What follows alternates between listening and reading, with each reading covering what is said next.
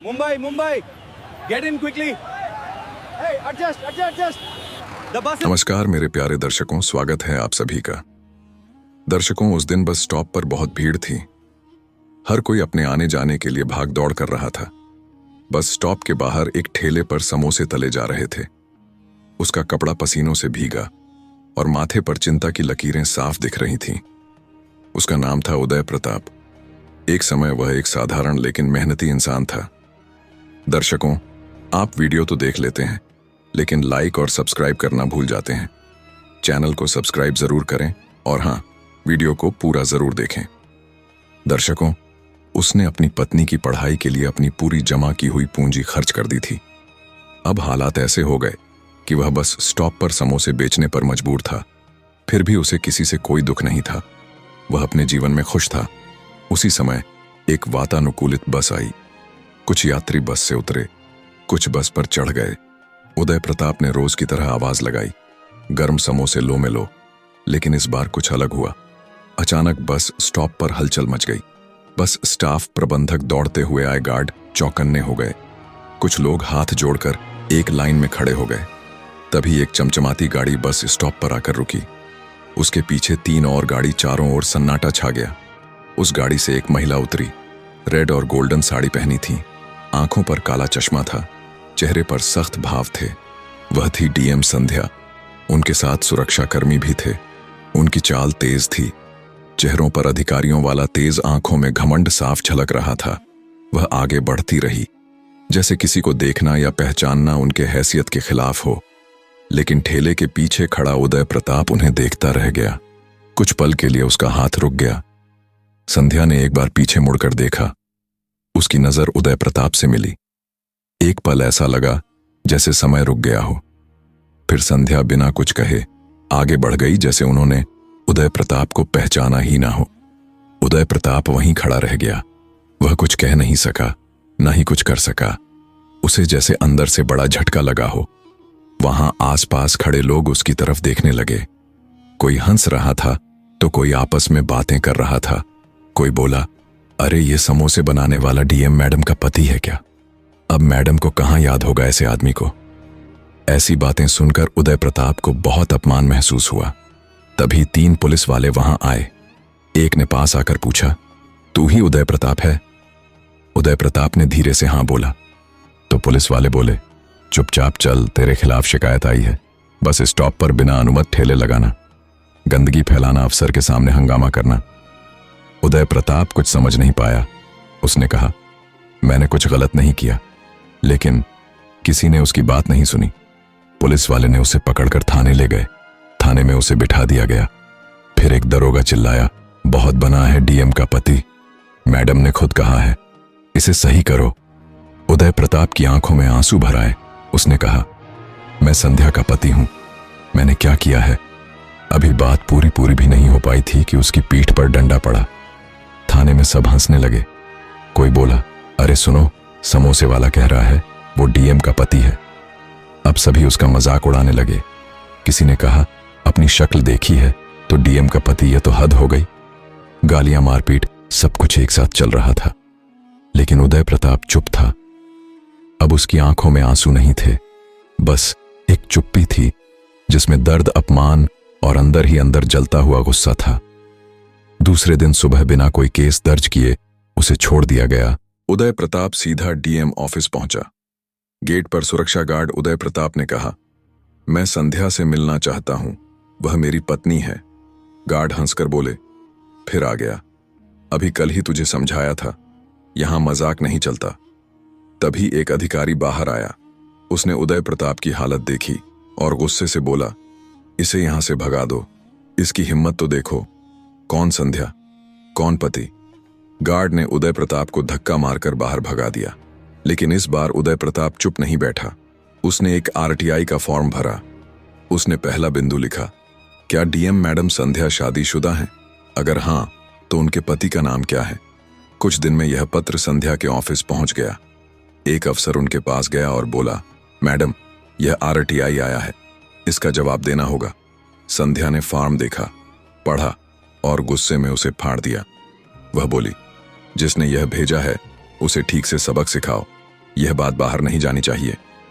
अफसर डर कर बोला, लेकिन मैडम, यह कानून के हिसाब से जरूरी है, आपको जवाब देना पड़ेगा, वरना मामला कोर्ट जा सकता है। संध्या बोली, तो क्या हुआ, जाने दो कोर्ट में, हम कोई जवाब नहीं देंगे, शांत रहो, मीडिया तक बात ना पहुंचे उससे पहले इस बात को दबा दो। लेकिन इस बार उदय प्रताप चुप नहीं रहा। एक लोकल पत्रकार ने उदय प्रताप को खोज निकाला। उदय प्रताप ने मीडिया के कैमरे के सामने कहा, मैं संध्या का पति हूं, मैंने ही उसे पढ़ाया है, अपनी जमीन बेचकर उसको दिल्ली भेजकर कोचिंग कराई। आज वह डीएम है, लेकिन वह मुझे पहचानने से इनकार कर रही है। यह वीडियो सोशल मीडिया पर वायरल हो गया। टीवी पर हेडलाइन चली, क्या बस स्टॉप पर समोसे बेचने वाला डीएम का पति है? डीएम ने बस स्टॉप पर अपने पति को नहीं पहचाना। अब यह मामला पुलिस थाने या ऑफिस तक सीमित नहीं रहा, यह जनता और मीडिया के बीच पहुंच चुका था। उदय प्रताप ने कोर्ट में केस किया। उसने कहा, मैं डीएम संध्या का पति हूं, मेरे पास साक्ष्य है, शादी का प्रमाण पत्र, फोटो गवाह, सभी कागजात। अगर कोई अधिकारी इसे झूठा समझे तो यह मेरी इज्जत का अपमान है। कोर्ट ने सुनवाई की तारीख तय की। खबर मीडिया तक पहुंच गई। अब मामला और ज्यादा बड़ा हो गया। डीएम मैडम अब सवालों में थी।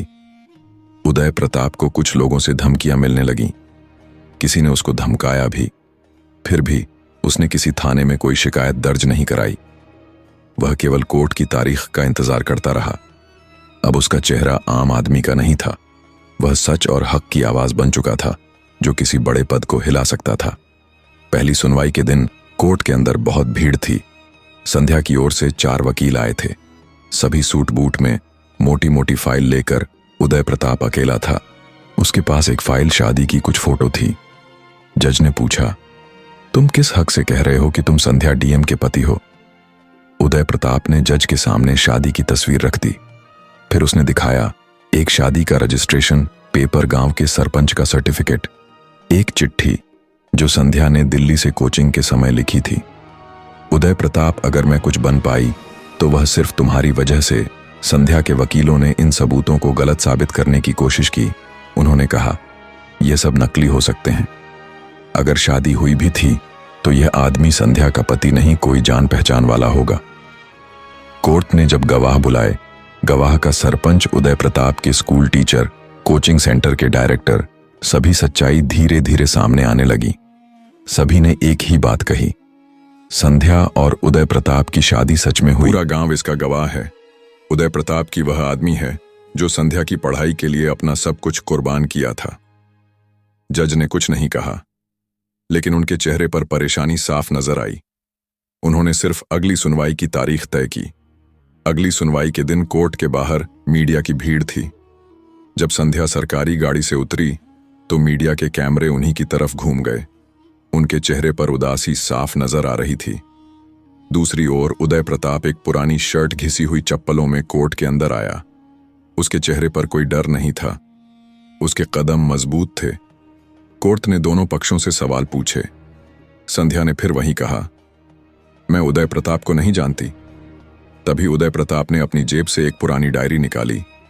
उसमें संध्या की लिखी एक पत्र था।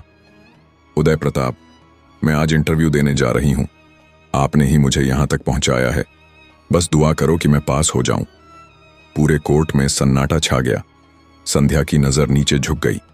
जज ने उस समय कुछ नहीं कहा, लेकिन फैसला सुरक्षित रख लिया। फैसले वाले दिन कोर्ट में बहुत भीड़ थी। जज ने फैसला सुनाया। यह बात सच है कि संध्या और उदय प्रताप की शादी हुई थी। संध्या ने जानबूझकर अपने पति की पहचान छिपाई। इस फैसले के बाद शाम को उदय प्रताप अपने समोसे के ठेले पर लौट आया। वह पहले के जैसे समोसे बना रहा था। इस बार उसके चेहरे पर कोई दुख नहीं था, न कोई गार्ड, न सरकारी गाड़ी, न कोई अफसर, बस वही पुराना ठेला, वही सामान, वही बस स्टॉप। लेकिन अब अंतर था, हर कोई आने जाने वाला व्यक्ति उदय प्रताप को इज्जत से देखता। उसी बस स्टॉप पर एक आदमी उसके पास आया और बोला, उदय प्रताप भैया, आप जैसे लोग ही इस सिस्टम से लड़ सकते हैं। उदय प्रताप ने कुछ नहीं कहा, बस मुस्कुराते हुए एक समोसा थाली में रखा और बोला, गर्म है, ध्यान से खाना। दोस्तों, क्या आप भी मानते हैं सच्चाई? चाहे कितनी भी दबा दी जाए, एक दिन सामने आ ही जाती है। तो दर्शकों, यह थी हमारी आज की कहानी। आप सभी को कैसी लगी कमेंट बॉक्स के माध्यम से हमें जरूर बताएं। दर्शकों, साथ ही हमारे चैनल स्माइल वॉइस को सब्सक्राइब करना ना भूलें। दर्शकों, मिलते हैं ऐसी ही इंटरेस्टिंग और खतरनाक कहानी के साथ। तब तक के लिए आप सभी का तहे दिल से धन्यवाद। जय श्री राम।